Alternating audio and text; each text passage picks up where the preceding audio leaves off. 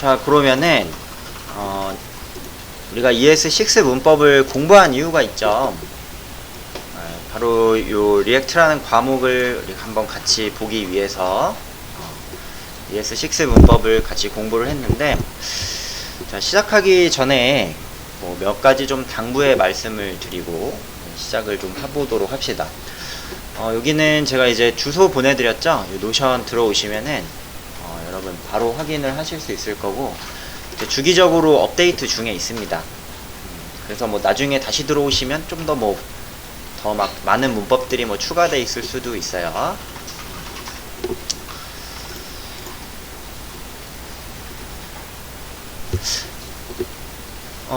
자, 생태계를 좀 간략하게 제가 설명을 드릴게요. 뭐 처음 어제도 뭐 했던 말인 것 같기는 한데, 구시대에서 사용하던 어플리케이션 형식이 있습니다. 뭐 여전히 많이 사용이 돼요. 구시대 방식이라고 하죠. 근데 그게 구시대 방식이라고 해서 나쁜 말이 아니고, 그러니까 오리지널 방식이죠. 각각의 장단점이 있기 때문에 여전히 많이 사용이 되고 있어요. 그리고 이제 추세가 점점 좀 변하는 추세입니다. 어떤 추세로 좀 변하기 시작하냐면은 이제 서버와 클라이언트를 나누기 시작을 해요. 이거를 굳이 막 우리가 하나로 합쳐서 만드는 그런 형태가 아니고 분리를 하기 시작을 하는 거예요. 예를 들어 여러분 JSP 같은 경우는 서버 클라이언트가 하나로 합쳐져 있는 거예요. 그쵸? 가만 생각해보면은 뭐 막 서블릿이라는 거 나왔었고 JSP라는 파일들이 막 있었고 그랬잖아요. 그쵸? 그게 이제 화면에서 사용하는 JSP 파일과 자바 언어로 만들어져 있는 파일, 그 두 개가 하나로 합쳐져 있는 형태였던 거예요. JSP가 좀 구시대 유물이긴 하죠. 근데 말이죠, 아직도 많이 사용이 돼요. 아직도 은근히 많이 숨어 있습니다. 자, 요즘에는 그래서 이 위에처럼 클라이언트랑 서버를 이렇게 분리하는 추세로 많이 만들어지기 시작하는데, 이 클라이언트를 분리할 수 있게 해주는 대표적인 자바스크립트 세 가지 친구들이 있어요. 얘가 누구냐? 첫 번째가 이제 리액트라는 애, 그 다음에 Vue.js, 그 다음에 AngularJS가 있습니다. 와, 우리 공부할 게 너무 많아졌네. 자, 근데요, 이 세 개는 사실 다 문법이랑 환경 자체가 비슷해요. 무슨 말이냐? 이거 세 개를 다 하는 사람을 아마 원하지 않을 거야. 이 중에 하나만 잘하면은 결국에는 나머지는 다 비슷하기 때문에 여러분이 하나를 깊게 잘 알아두시면은 더 나은 방향으로 여러분이 공부를 해나갈 수도 있다는 뜻이에요. Vue.js 같은 경우는 삼성에서 채택을 했어요. 삼성 SDS에서 채택을 해서 은근히 오래 지속이 될 것 같아요. 앵귤러는 조금 문법 자체가 어려워서 죽어간다고 좀 말하긴 그렇지만 조금 인지도가 떨어져 가는 추세인 것 같고, 리액트는 여전히 인기가 많아요. 자, 왜냐면 리액트 JS는요, 여러분이 리액트를 공부하고 나서 리액트 네이티브라는 문법을 또 공부를 할 수가 있어요. 리네라고 하죠. 리네. 리액트 네이티브를 공부하면은 iOS, 안드로이드, 앱 환경까지 호환을 가능한 애플리케이션을 만들어내실 수가 있어요. 리액트 네이티브를 공부하시면. 그래서 이제 뭐 정말 뭐 대규모 어플리케이션이다 그러면 각각 따로따로 네이티브 앱으로 만들기는 하지만, 어떤 이 두 가지를 다 굳이 사용할 필요가 없다 그러면은 뭐 리액트 네이티브를 이용해 가지고 이 두 가지를 호환할 수 있게도 만들어서 하는 곳들이 있기 때문에 조금 더 여러분이 뭔가 이제 공부해 나갈 수 있는 또 그런 이제 새로운 방향이 또 될 수도 있습니다. 근데 말이죠, 제가 지금은 이제 이거 되게 좋은 거다 라고 이렇게 좀 설명을 드리는데, 당연히 단점도 좀 갖고 있습니다. 단점 같은 것들은 조금 있다가 제가 뭐 설명을 드릴 거고, 문제가 하나 있는데, 문제가 뭐냐? 어려워요. 어려워요. 어려움. 이게 문제예요. 특히나 리액트는 난이도가 조금 있는 편입니다. 앵귤러 JS가 제일 어렵다라고 하고, 제일 어려움. 그 다음에 리액트가 어렵다라고 해요. 왜냐면 리액트는 자유도가 엄청 높아서, 자유도, 똑같은 문법을 쓰는데, 예를 들어서 세션.뭐 set attribute를 한다. 그 방식이 10가지가 넘어가요. 그러니까 어떤 사람은 A처럼 하고, 어떤 사람은 B처럼 하고, 어떤 사람은 C처럼 하다 보니까 자유도가 엄청나서, 여러분이 막 난생 처음 보는 그런 문법들이나 내가 몰랐던 것들이 계속 튀어나옵니다. 그래서 이 자유도가 높은 것 때문에 조금 어렵다라고 해요. 그리고 Vue.js는 그나마 제일 쉽다고 해요. 제가 앵귤러를 본 건 아니고 Vue.js랑 리액트를 같이 봐봤는데 비슷해요. 많이 다르지 않고 뭐 환경 자체가 굉장히 비슷한 그런 비스무리한 형식으로 돌아갑니다. 그래서 여러분이 만약에 뭐 하나를 좀 잘 해두시면은 나중에 또 이제 더 공부할 수 있는, 더 무언가를 할 수 있는 그런 이제 기회가 또 오지 않을까 싶어요. 근데 제가 잠깐 공부한다고 해서 여러분이 잘할 거라고 생각은 안 해요. 왜냐면 어렵다라고 제가 계속 말을 하고 있잖아요. 그쵸? 기존에 사용하던 방식을 좀 탈피해서, 그리고 이 아키텍처 자체를 이해하는 것부터가 조금 어렵기 때문에 잠깐 배웠다고 해서 여러분이 이걸 막 남들 쓰는 것처럼 막 멋있게 화려하게 그렇게 쓸 거라고는 기대를 하지는 않습니다. 왜냐면 오래 공부해야 돼요. 저 이걸 되게 오래 봤어요. 시간 날 때마다 주기적으로 한 막 2년 가까이 본 것 같은데 아직도 헷갈리는 게 많아요. 아직도. 그래서 여러분이 하나의 또 다른 뭐 공부할 수 있는 그런 이제 학문이다 라고 좀 생각을 해두고, 조금 뭐 못하더라도 조금 어렵더라도 괜찮습니다. 또 다른 방향도 있으니까. 그쵸? 자, 그러면은 이제 좀 시작을 해봅시다. 자, 우선은 제 정리를 좀 해놨는데요. 리액트가 무엇인가? 리액트는 여러분 자바스크립트 라이브러리입니다. 자, 시작하기 전에 요거 하나만. 예전에 이제 리액트가 한 5년 정도 됐는데, 이 리액트의 대가라고 하시는 분이 한 분 계십니다. 그분이 누구냐면은 김민준 선생이에요. 김민준 선생님. 이 사람이 아닌데. 자, 이 사람이 아니고요.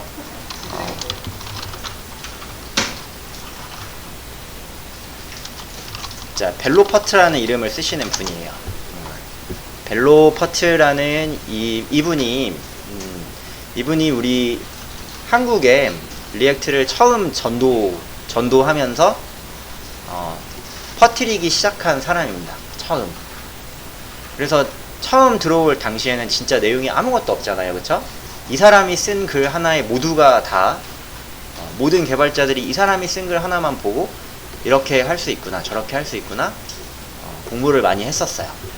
자, 지금 이분이 책도 쓰시고, 이분 저자의 책이 하나 있습니다.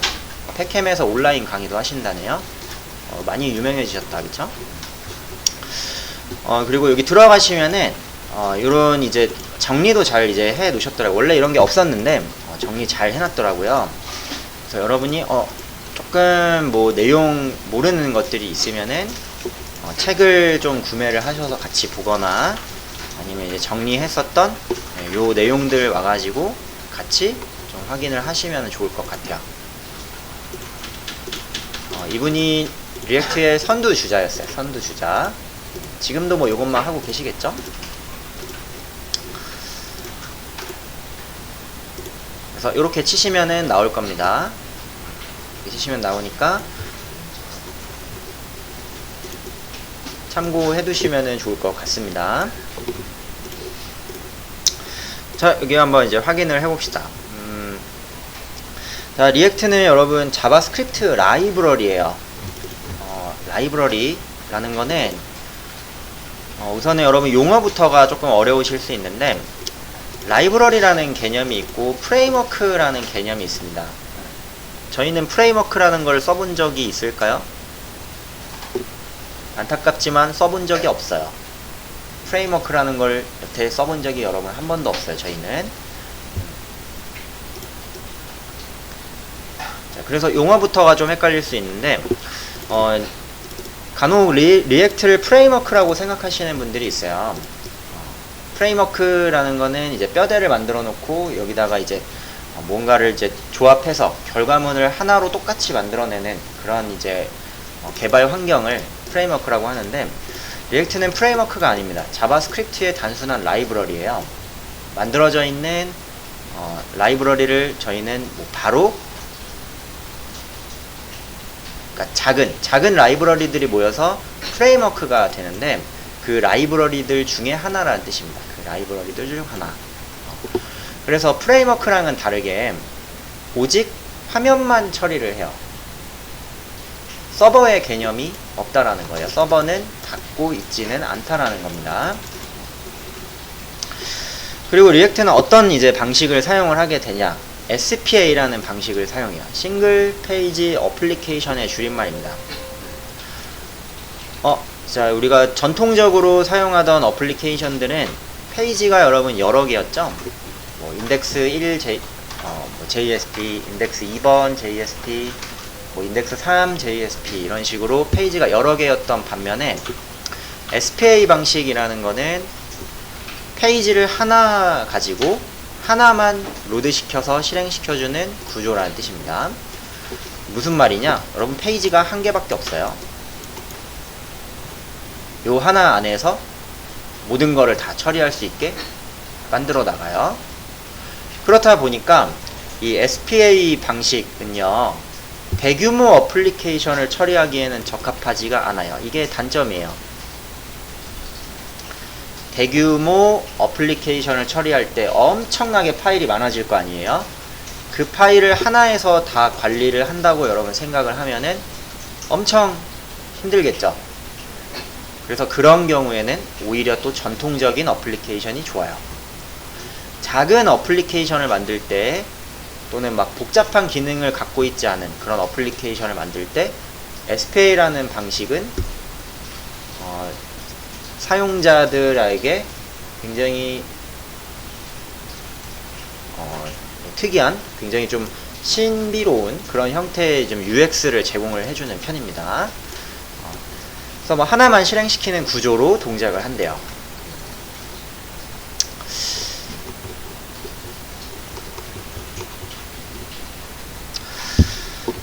자, 이런 걸 어떻게 해주냐면은, 여러분, 리액트를 동작을 시키려면, 우리는 이제 Node.js라는 걸 설치를 하게 돼요. Node.js. 자, 이 Node.js는 조금 있다가도 나올 테지만, 자바스크립트 런타임 환경입니다. 실행 환경이에요. 실행 환경. 마치 자바스크립트가 서버를 맞물리고 돌아갈 수 있도록 돌려주는 톰캣 같은 녀석이라고 생각을 하시면 돼요. 톰캣 같은 녀석. 자, Node.js를 설치하고 Node.js 위에서 돌리게 되는데, 여러분이 이 리액트를 설치를 하게 되면은 자동으로 같이 설치가 되는 것들이 있어요. 첫 번째가 이제 웹팩이라고 하는 번들러입니다. 자, 이 웹팩 번들러는 나중에 여러분이 고수가 되면은 이걸 커스터마이징 해가지고 어려운 문법으로 뜯어 고쳐서 바꿔 사용을 하실 수 있는데, 이 웹팩이라는 건 어떤 개념이나 어플리케이션을 동작시키는데 필요한 파일 자원들, 예를 들어서 JS 파일, CSS 파일, 또는 뭐 이미지 파일, 이거 세 개가 기본이잖아요. 자, 이 세 개를 다 조합을 한 번에 시키고 묶어가지고 하나의 파일로 만들어서 경량화 해주는 역할을 합니다. 자, 여러분이 작성한 프로그램 파일 자체, JS 파일과 여러분이 작성한 CSS 파일, 여러분이 만들어 놓은 이미지 파일들, 이 세 개를 다 조합을 해서 하나로 묶어서 하나의 인덱스 HTML로 만들어주는 역할을 한다라고 생각을 하면 돼요. 자, Node.js를 설치하고 리액트 프로젝트를 만들게 되면은 웹팩이라고 하는 이 친구가 리액트 프로젝트를 자동으로 웹팩이라는 게 설치가 되고, 이 세 가지를 다 조합해서 파일로 돌려줄 수 있게 동작을 해요. 그래서 Node.js를 만약에 여러분이 처음부터 정말 기초적인 땀부터 공부를 하게 되면은 가장 먼저 튀어나오는 게 바로 이 웹팩이에요. 웹팩 설정이라고 해서 나중에 파일을 보면은 여러분이 좀 궁금하신 분들은 여러분이 좀 찾아보실 수 있는데, 나중에 파일을 보면은 이게 뭐지? 라고 할 정도로 굉장히 지저분하게 제이슨 형태로 쓰여 있습니다. 자, 근데 너무 걱정하지 마세요. 이거를 자동으로 만들어 줍니다. 역할 자체가 뭔지를 우린 좀 알아두면 되겠죠? 웹팩 번들러는 뭐다? 자, 그 다음에 이제 돔이라는 개념을 알아야 돼요. 우리 JS를 공부하고 왔기 때문에 도큐먼트 오브젝트 모델이라는 거는 잘 알고 있을 거예요.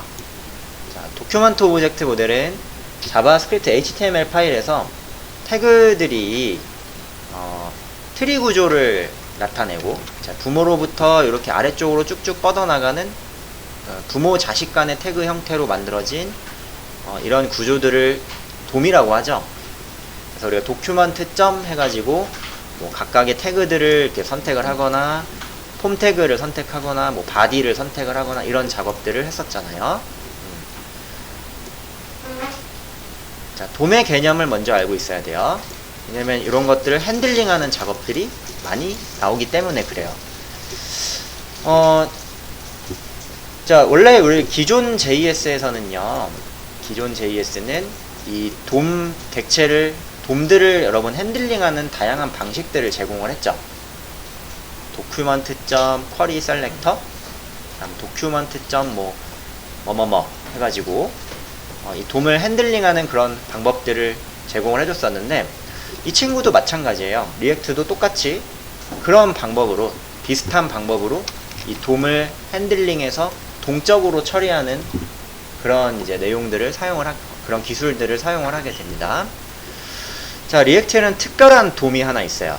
버추얼 돔이라는 친구인데, 자, 왜 리액트가 탄생을 했는가에 대한 일화일 수 있겠네요. 이게 참 좋더라고요. 왜 리액트가 탄생했을까? 자, 한번 봅시다. 버추얼 돔이라는 개념도 같이 나오게 될 거예요. 자, 밑에 볼게요. document.element by id, 그 다음에 inner html. 자, 이렇게 넣으면 이거는 직접 돔을 핸들링하는 자바스크립트 방법이죠. 자, 요거는 JS에서 x라는 id를 갖고 있는 태그를 내부를 변경해주는, 돔의 일부분을 변경해주는 JS 코드예요. 그쵸? 자, 만약에 우리 일반적인 방식으로 당연히 이렇게 처리할 수 있습니다. 그리고 전통적인 어플리케이션에서는 이렇게 많이 써요. 엄청 많이 늘려서 화면을 계속 동적으로 처리하게끔 사용을 합니다. 자, 근데 이제 이게 많아지기 시작하면은 관리하기가 굉장히 어려워질 거거든요. 이게 여러분 이렇게 핸들링 해야 되는 돔 태그가 예를 들어 막 1000개라고 생각을 해보세요. 1000개다. 화면상에서 이걸 1000개나 제어를 한다. 그러면 많아지기 시작하면은 점점 복잡해지고 관리하기도 힘들어질 겁니다. 그래서 페이스북이 이걸 토대로 이제 리액트를 만들어냈죠. 페이스북이 만들었는데, 페이스북에 이제 뭐 리드 개발자가 그랬을 거예요. 자, 이걸 하나씩 바꾸는 게 아니고, 어떤 상태, 이 화면에서 상태가 하나 바뀌게 되면은, 이 한 부분이 예를 들어 뭐 변경이 되게 되면은, 자, 각각을 업데이트할 규칙을 지정을 하는 게 아니고 싹 다 날려버리고 새로운 뷰로 아예 체인지를 시켜버리자 이거예요. 자, 이게 되게 중요한 말이에요. 자바스크립트는 부분 체인지를 시키죠. 이게 1000개가 될 수도 있다 그랬죠. 너무 많아지기 시작을 한다 그랬어요. 그래서 이렇게 하지 말고 이거를 하나씩 제어하는 게 아니라 아예 싹 다 날려버리고 다시 뷰를 새롭게 그리자라는 패러다임으로 나간 거예요. 예를 들어 크림이 이렇게 돼요. 뷰를 완전히 날려버려요. 그 다음에 새롭게 다시 만들어요. 날려버리고 다시 새롭게 만들고, 또 변경이 되면 날려버리고 새롭게 만들자. 자, 이렇게 하면 어떨까? 라는 거에서 출발을 합니다.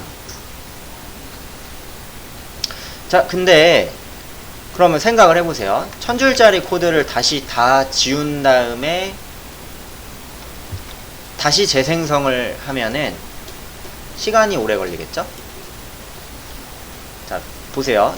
요 HTML 파일을요, 여기 부분만 싹 바꾸는 게 아니고, 요 부분만 바꾸는 게 아니고 다 지워. 다시 만들어. 또 하나가 변경됐어요. 다 지워. 다시 만들어요. 이거 길어지면은 상당히 느려지겠죠. 그쵸? 성능상의 문제가 있겠죠? 그래서 특별한 걸 하나 생각을 해냅니다. 자, 바로 리액트의 핵심 원리라고 하는, 리액트만이 갖고 있는 가상 돔이라는, 버추얼 돔이라는 친구를 하나 만들어내요. 버추얼 돔. 자, 이 버추얼 돔이라는 거는 아래 그림을 좀 보면 알 수가 있는데, 자, 그림을 볼게요. 화면을 다시 그리는 건 똑같아요. 이 화면 자체에서 화면을 우리가 다시 그리는데, 이 각각의 화면들을 어떻게 나누냐, 각각의 돔 엘리먼트, 그러니까 저기 컴포넌트라는 걸로 구분을 짓습니다. 예를 들어서 이 1화면이 있다. 그 화면의 뭐 상단 부분, 중간 부분, 그 다음에 뭐 우측 부분, 아랫 부분. 자, 한 개의 화면을 만들어내는데, 각각의 이 JS 컴포넌트들로 화면을 구성을 하고, 이 컴포넌트 하나가 바뀐다. 그러면 이걸 전부 다 만드는 게 아니고 바뀐 부분만 다시 그리도록 만들어내는 거예요.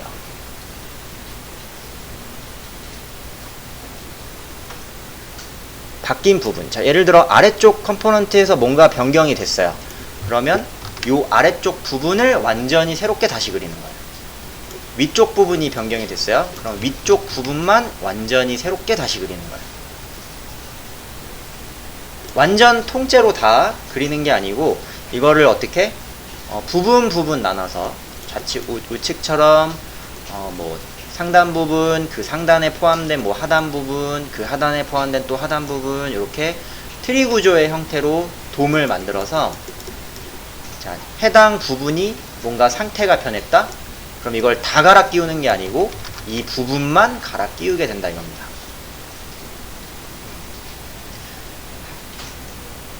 자, 이거를 뭐가 해주냐, 리액트의 핵심적인 원리라고 하는 이 버추얼 돔이라는 친구가 이 작업을 해줘요. 바로 바뀐 부분만 부분적으로 다시 그리게 되는데, 이 다시 그리는 작업을 리렌더링 시킨다라고 표현을 합니다. 그래서 결론적으로는 이거예요. 화면을 완전히 다 새롭게 그리는 건 아니고, 이 화면을 각각의 우리가 이제 부분으로 나눠서 만들게 되는데, 그 부분이 바뀐다? 그러면 그 부분만 다시 재생성한다. 자, A 부분이 바뀌면 여기 재생성, B 부분이 바뀌면 재생성, C 부분이 바뀌면 C 부분만 재생성해 나가는 그런 형태의 원리를 나타내게 돼요. 자, 근데 너무 걱정하실 필요는 없어요. 이 버추얼 돔은 여러분이 손댈 건 하나도 없고, 원리 중에 하나고요. 그냥 동작하는 원리 중에 하나일 뿐이고, 다 설치가 되어 있기 때문에 우리는 이 원리만 알고 사용을 하시면 됩니다. 자, 이게 되게 중요한 그림인데, 자, 버추얼 돔이 어떻게 동작을 하냐 이런 건데요. 여러분이 이제 화면을 만들 때, 자, 미리 좀 봐두고 갑시다. 하나의 파일에서 시작을 하게 된다 그랬죠?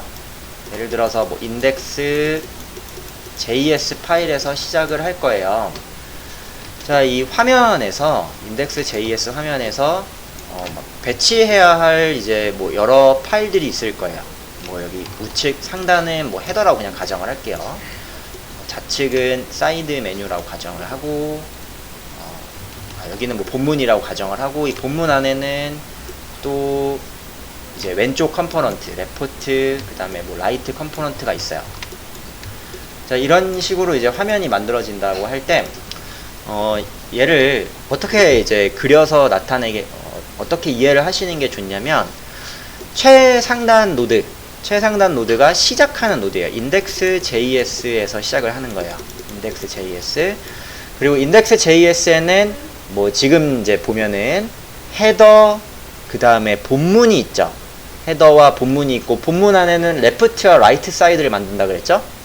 그럼 얘가 어떻게 그려지는 형태라면, 인덱스에서 출발을 해서 인덱스 노드 아래에는 헤더라는 노드가 하나 있고, 본문 노드, 섹션이라는 노드가 하나 있고, 섹션 노드 하위에는 레프트 사이드가 있고, 라이트 사이드가 있죠. 자, 이런 식으로 컴포넌트를 그려 나간다라고 생각을 하시면 돼요. 출발은 하나, 대신에 그 안에 포함되어 있는 노드만큼, 그 안에 포함되어 있는 컴포넌트들만큼 아래쪽으로 이 노드들을 생성을 하게 되는 겁니다. 그래서 만약 이런 화면이 배치 구도가 나오게 된다, 그러면 여러분이 이제 표현을 할 때 이렇게 이제 인덱스에서 출발을 해서 자식 노드들로 쭉쭉 뻗어나가는 모형대로 만들 수도 있어요. 자, 이게 이제 권고하는 사항인데, 권고되는 사항인데요. 꼭 이렇게 해야 되는 건 아니에요. 나중에 보면은 꼭 이렇게 하지 않아도 된다라는 걸 알 수 있을 거예요. 대신에 이렇게 하지 않으면 핸들링 해야 되는 게 굉장히 많아지기 시작을 합니다. 그래서 여기 아래쪽에 있는 그림은 그 화면 하나에 컴포넌트들로 만들어지는 그런 것들을 이제 트리 구조로 표현을 한 거예요. 그리고 그 부분들만 업데이트를 때린다 라고 나타내 놓은 겁니다.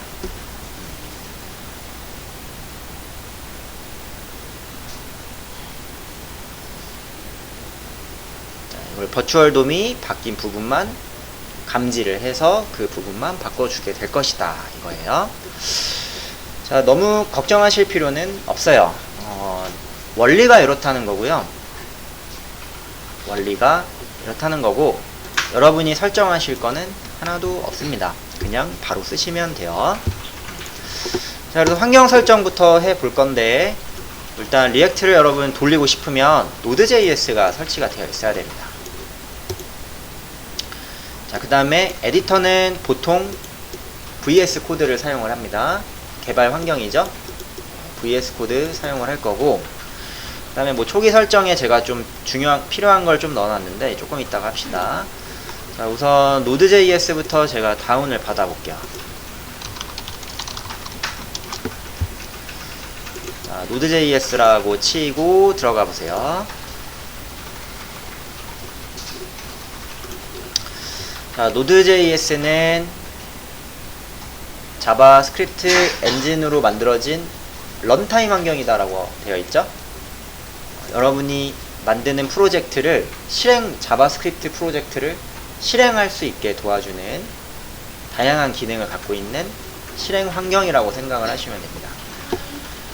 지금 버전이 이제 상당히 높아졌는데, 이게 여러분 버전별로 16 버전이랑 18 버전에서 또 큰 차이를 나타내요. 그러니까 버전별로 큰 차이를 좀 나타내게 되는데, 굉장히 여러분 급속도로 올라온 거거든요. 이게 한 2년 전까지만 해도 10버전이었어요. 10버전인데 벌써 2배나 가깝게 18버전 안정화 버전으로 올라온 거예요. Node.js는 이 버전별로 조금씩 사용할 수 있는 문법이 일단 좀 다르다 라는 걸 좀 알아두시고, 저희는 이제 18버전을 일단 다운로드 받도록 할게요. 18버전 받으세요. 그 다음에 설치하시면 되는데, 설치는 딴 거 누르지 마시고 그냥 다음만 하시면 됩니다.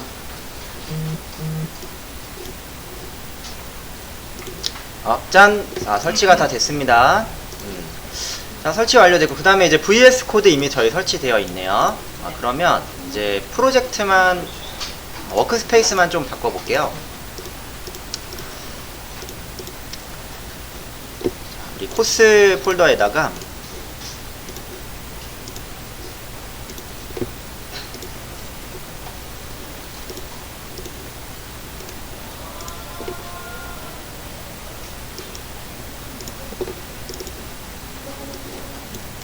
자, 여기 새로운 폴더 하나 만들게요. 리액트라는 폴더를 하나 만들겠습니다. 그 다음에 폴더는 일단은 여기로 잡으세요. 일단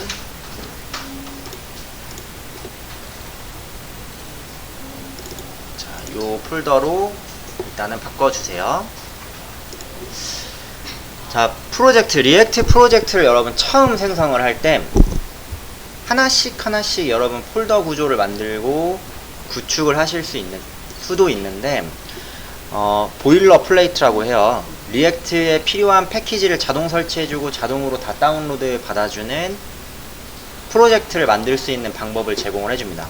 자, 여러분이 노드.js를 이제 설치를 하면은 노드.js에 필요한 라이브러리들을 다운로드 받을 수 있는 npm이라는 이제 명령문을 사용을 할 수가 있어져요. 그냥 쓸 수 있는 게 아니고 노드.js 설치를 하면 노드.js에 필요한 라이브러리들을 다운로드 받을 수 있는 npm이라는 명령문을 이제 쓸 수가 있어져요. 자, 우리는 설치를 했죠. 자, 그러면 이제 명령문으로 필요한 라이브러리들을 받거나 사용을 하실 수 있는데, 자, 첫 번째 여러분이 정리를 해 놓으셔야 되는 명령문이 되겠네요. 리액트 프로젝트 만들기입니다. npm create react-app 이라고 하시고 프로젝트 명을 적으시면은 리액트 프로젝트를 바로 만들어 줍니다. 자, 대신 프로젝트에는 이제 더 이상 데몬자를 만드실 수는 없고 바로 생성을 할 수 있어요. 자, 그대로 한번 적어 볼게요. 자, 지금 현재 여기에요. 최상위 루트에서 터미널을 이제 킵니다.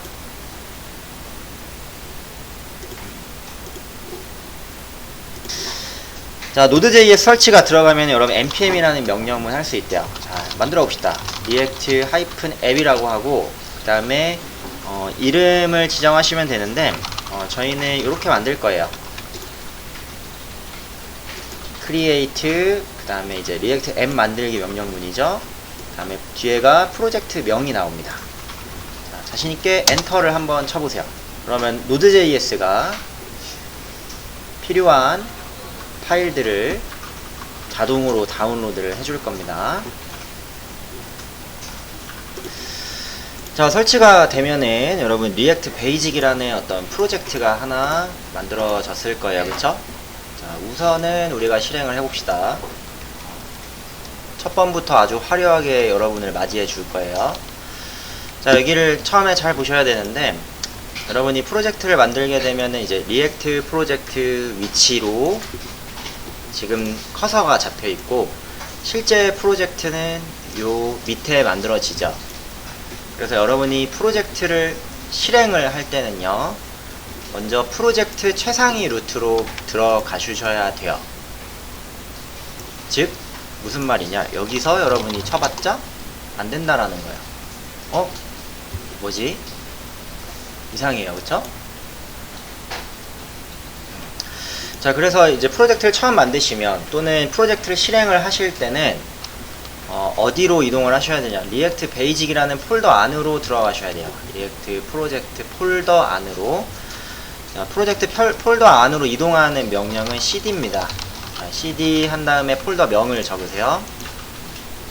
cd react -basic 이라고 해보세요. 자, 그러면 폴더 들어갔죠? 저번에 알려드렸던 것 같은데, 그쵸? cd. 자, 요 프로젝트 최상위 루트에서 항상 실행을 하셔야 됩니다. 자, 시작은 어떻게 하냐? 그냥 시작해보세요. npm 띄고 스타트 해봅니다. npm 스타트 엔터 해보세요.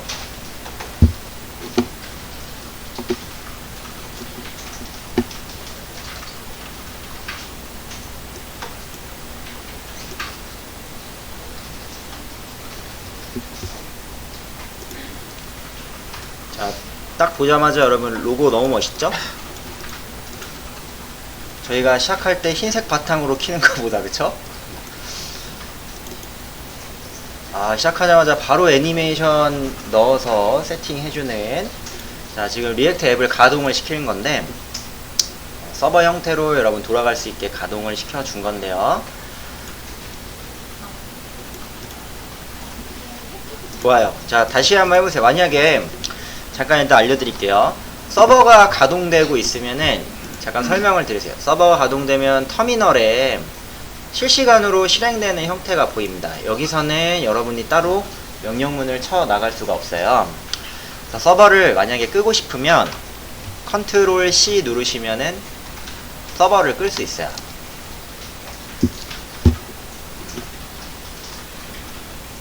컨트롤 C 탈출입니다. 탈출. 자, 다시 서버가 꺼졌죠? 그러면 안 돌아갈 거예요. 자, 다시 한번 켜보세요. 자, 리액트 베이직 상위 폴더에서 npm 스타트 합니다. 자, 그러면 시작하는 거 알겠는데 저희가 요 명령문이라든지 프로젝트 구조에 대해서 일단 먼저 간단하게 좀 살펴봅시다. 자, 이거부터 알아야지 내가 이 파일을 뭐 어디를 손대면 되겠다 이런 걸 좀 알 수 있기 때문에. 자, 우선은 명령문들은 여러분 다 기록을 해 놓으세요. 요거는 매번 쓰는 게 아니죠. 그러다 보니까 금방금방 까먹어요. 그래서 저도 다 적어 놓은 거예요. 자, 프로젝트 시작할 때는 이렇게 프로젝트 명으로 최상위로 이동해서 실행을 npm 스타트로 실행을 하시면 되고, 자, Node.js는 방금처럼 리액트 이 프로젝트 폴더가요, 이 친구가 여러분이 바로 서버 형태로 동작할 수 있게끔 지원은 해주는 역할을 합니다. 자, 프로젝트 구조부터 좀 살펴볼 건데, 먼저 패키지 JSON이라는 애가 있을 거예요. 패키지 JSON. 자, 한번 구경을 해봅시다. 자, 이 패키지 JSON은 프로젝트에 필요한 라이브러리들이나 명령문들 같은 것 또는 프로젝트 정보들을 정의하는 곳이에요. 아주 중요한 파일인 거죠. 자, 여기 보시면 여러분이 꼭 알아두셔야 될 거, 뭐 JSON 형태로 만들어지는데요. 프로젝트 명입니다. 프로젝트 뭐 버전, 뭐 이건 저도 잘 모르겠어요. 자, 디펜던시라는 데가 보이죠? 자, 이 디펜던시는 Node.js 라이브러리들이 기술되어 있는 곳이에요. Node.js 라이브러리. 자, 우리 한 7개 정도의 라이브러리를 자동으로 일단 설치해 줬네요.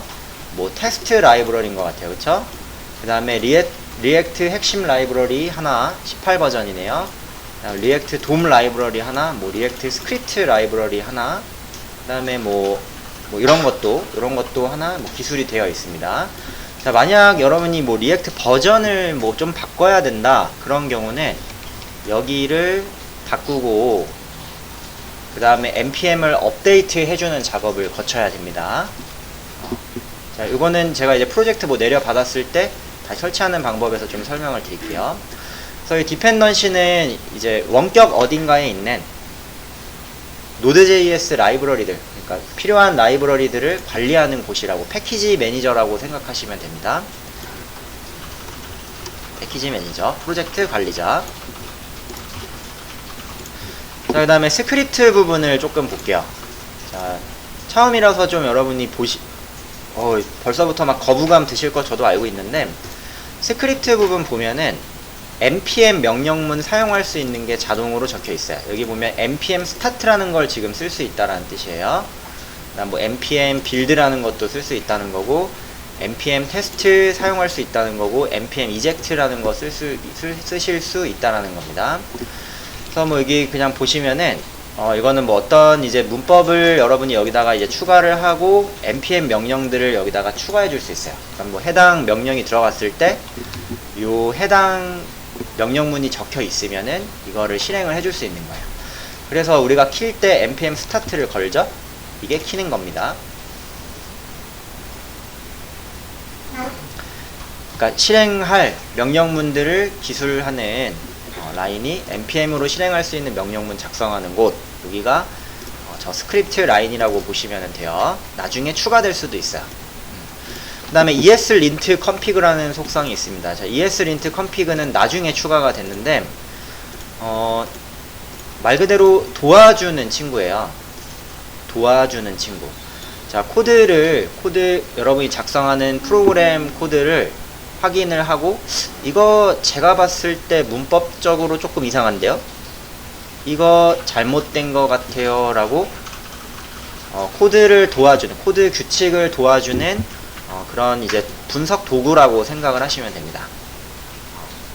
그래서 여기에 만약에 여러분이 뭐 코드 규칙들을 뭐 추가적으로 작성해서 뭐 띄어쓰기는 뭐 2칸 해야 된다 이런 것들 막 작성하실 수도 있어요. 얘는 뭐 사실 크게 신경 안 쓰셔도 돼요.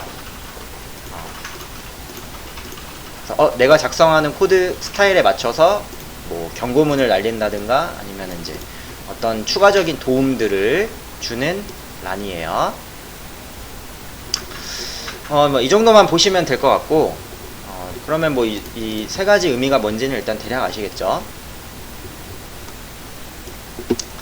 자, 부가적인 설정은요, 나중에 이제 부가적인 설정도 할 수 있는데, 요거는 여러분 JSON 파일입니다. 그쵸? JSON 파일이라서, 여러분이 이제 콤마 찍고 여기다가 뭐 부가적인 어떤 그런 설정들을 해야 된다면, 여기에 추가 같은 것들을 하실 수가 있습니다. 지금은 하지 마시고, 그쵸? 이렇게 객체로, 그쵸? 객체로 모여 있는 거 보니까, 콤마 찍고, 부가적으로 어떤 설정 같은 거 넣으실 수 있겠죠? 자, 그 다음에 알아두셔야 될 거, 노드 모듈이라는 폴더입니다. 자, 이 노드 모듈스 폴더는요, 노드.js의 전체 모듈, 필요한 전체 모듈이 담겨 있어요. 이거는 파일 크기가 엄청나게 커요. 엄청 큽니다. 그래서 여러분이 GitHub에다가 올릴 때 자동으로 노드 모듈은 제거가 되게끔 git ignore 파일에 정의가 되어 있어요. 자, 여기 보면은 노드 모듈 폴더는 제거하게끔 git ignore에 선언이 되어 있죠. 자, 얘는 올라가지 않는다는 거예요. 자, 이건 당연한 겁니다. 여러분이 GitHub 바로 여기서 연동해서 올리실 수 있는데, 자동으로 올라가지 않으니까 참고하시고, 노드 모듈 폴더가 없으면 당연히 프로젝트 돌리지를 못합니다. 자, 그러면 얘는 나중에 이제 어떻게 사용을 하는 거냐? 여러분이 이제 프로젝트를 GitHub에 있는 걸 예를 들어 받게 되잖아요. 자, 그때는 노드 모듈 폴더가 없을 거예요. 자, 오늘 집에 가서 해보세요. 집에 가서 GitHub에 올린 거를 받았어. 그 다음에 npm 스타트를 했는데 당연히 노드 모듈 폴더가 없기 때문에 실행이 안 되거든요. 자, 그럴 때는 npm install이라는 걸 사용하게 되면 디펜던시에 적혀있는 패키지 제이슨에 명시되어 있는 노드 모듈을 자동으로 다 재설치를 해줍니다. understand? 자, 한번 해봅시다. 자, 우리 한번 꺼볼게요. 자, 끄세요. 끈 다음에 저는 과감하게 한번 그래도 해봐야지 나중에 뭔지 알 테니까. 자, 과감하게 리액트 베이직 안에 들어있는 노드 모듈 폴더를 지울 거예요. 크기가 엄청납니다. 딜리트 해보세요.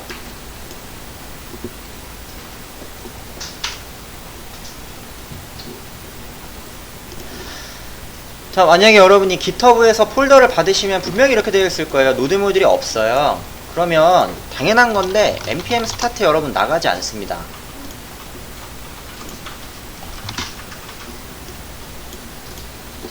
그쵸? 뭐야? 왜 안 되지?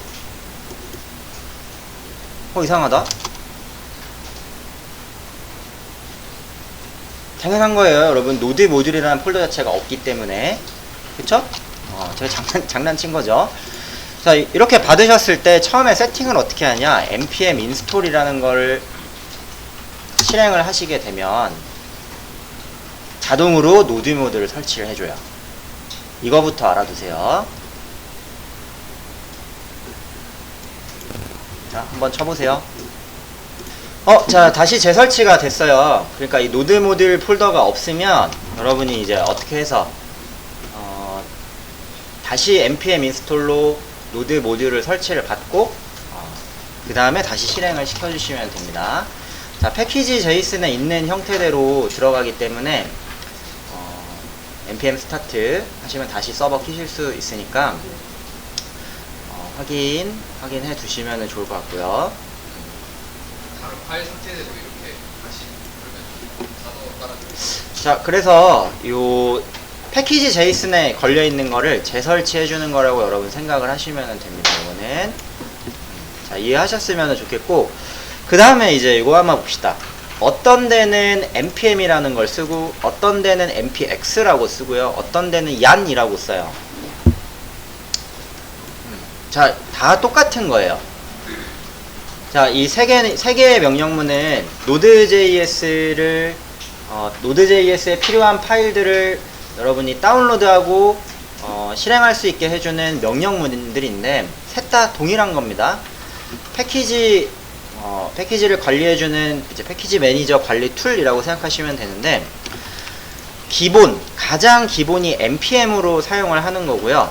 나는 조금 더 뭐 퍼포먼스 있는 그런 명령문들을 쓰고 싶다. 그럼 부가적으로 npx를 설치하거나 yan을 설치해서 사용을 하실 수 있는 거예요. 그러니까 어떤 데 보면 뭐 npx로 설치하고 어떤 데 보면 yan으로 설치하고 그러거든요. 그게 결국에는 다 똑같은 명령문들이다 라고 생각을 하시면, 동일한 명령문들이다 라고 생각을 하시면 됩니다. 각각 제가 적어 놨어요. 자, 사용 빈도가 가장 높은 자바스크립트 Node.js에서 사용 빈도가 가장 높은 이제 패키지를 관리해주는 패키지 관리자 명령문이 npm이고요. 그다음 npx 같은 경우는 execute npm 패키지 바이너리라고 해가지고 뭐 npm 안에 속해 있는 패키지 실행 도구 하나씩 뭐 실행할 때 뭐 사용하는 실행 도구다. 뭐 이런 거고요. 뭐 비슷비슷한 이제 명령문들인데 약간의 좀 이제 차이점이 있을 수 있습니다. 뭐 예로 다른 사람이 만들어 놓은 어떤 거를 다운로드 받아서 그 중에 뭐 한 가지 스크립트 하나의 뭐 하나의 딱 파일만 뭐 설치를 해서 내가 사용을 하고 싶다. 그럴 때는 뭐 npx 스크립트를 적으면은 그 한 가지 부분만 사용할 수 있는 그런 패키지 실행 도구라고 생각을 하시면 돼요. 비슷한 거예요. 비슷한 거라고 생각하시면 됩니다. 그 다음에 yan도 마찬가지예요. yan도 뭐 npx와 비슷한 건데, 대신 이제 속도나 안정성 면에서 명령문을 조금 더 이제 더 좋게 실행할 수 있게 만들어주는 패키지 관리 도구라고 생각하시면 됩니다. 얘는 특별한 패키지 관리자를 여러분이 또 설치를 해야 됩니다. 그래야 사용하실 수 있어요. 그래서 이 세 개는 크게 막 차이 나는 게 아니고, 어떤 사람은 막 yan 쓰고 어떤 사람은 npx 쓰고 막 그러거든요. 그러면 그 명령문을 본인이 이제 yan 같은 걸 설치를 안 해놨으면 npm으로는 어떻게 되는가 찾아서 설치하시면 되는 거예요. 셋 다 동일한 용도의 비슷한 용도들을 다 가지고 있는 명령문이라고 생각을 하시면 됩니다. 저희는 npm을 그냥 주로 위주로 쓸 거예요. 별다른 거 설치 안 하고. 자, 대략적으로 한번 살펴봤고, 아직 끝나지 않았습니다. 파일을 조금 더 볼까요? 자, 그럼 퍼블릭 폴더. 자, 이 퍼블릭 폴더는 여러분이 좀 전체적으로 봐야지 이해를 할 수 있는데, 퍼블릭 폴더는 단순히 이제 리액트 버추얼 돔을 거치지 않고 순수하게 CSS나 순수한 어떤 특정 파일들을 사용을 하고 싶을 때 이 퍼블릭 폴더에다가 넣습니다. 순수한 CSS나 순수한 자바스크립트, 순수한 뭐 jQuery 같은 기능들을 참조받고 싶을 때 퍼블릭 폴더에 사용을 해요. 자, 이 퍼블릭 폴더를 보시면 이제 아이콘 하나 들어있죠. 이 아이콘은 앱을 대표하는 파비콘은 앱을 대표하는 아이콘이라고 생각하시면 되고, 로고 두 개가 들어있죠. 이 로고는 메인 화면에서 사용을 하고 있습니다. 메인 화면에서. 그리고 매니피스트는 정보 적는 곳이라고, 이 앱에 대한 정보 그냥 적는 곳이라고 생각하시면 돼요. 그리고 src 폴더는 실제 프로그램 코드가 적히는 란이에요. 뭐 이렇게 맞나 싶을 텐데, 퍼블릭은 리액트를 거치지 않을 순수한 CSS 코드를 넣는 곳이고, src 폴더는 순수한 프로그램 코드를 적는 곳입니다. 자, 우리는 조금 있다가 요거를 이제 추적을 해 볼 거예요. 그리고 나머지는 뭐 없죠? 자, 요거는 GitHub 자동 설치되기 때문에 들어있는 거고, 리드미는 아시죠? GitHub 올렸을 때 잘 소개해 줍니다. 자, 그러면 일단은 설치는 끝난 것 같고, 저희가 요거부터 일단 좀 처리를 합시다. 나중에 코드가 좀 여러분 많아지면은 자동으로 4칸 들여쓰기가 되는데요. 코드 많아지면은 뒤에 이제 보기가 힘들어져요. 그래서 2칸 들여쓰기로 바꿀 거예요. 2칸 들여쓰기. 자, 요거는 여기 파일 세팅스 들어가서 요거 2개 체크 해제하고 탭 사이즈 2로 바꾸면 됩니다.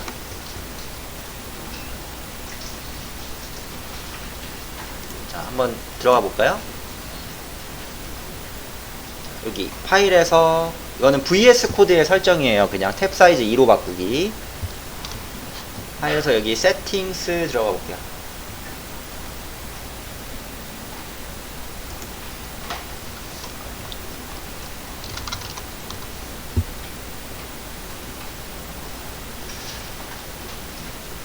자, 여기다 인덴트라고 쳐보세요. 인덴트. 인덴트. 자, 인덴트 치시면은 중간쯤에 이제 디텍트 인덴테이션 체크 해제하세요.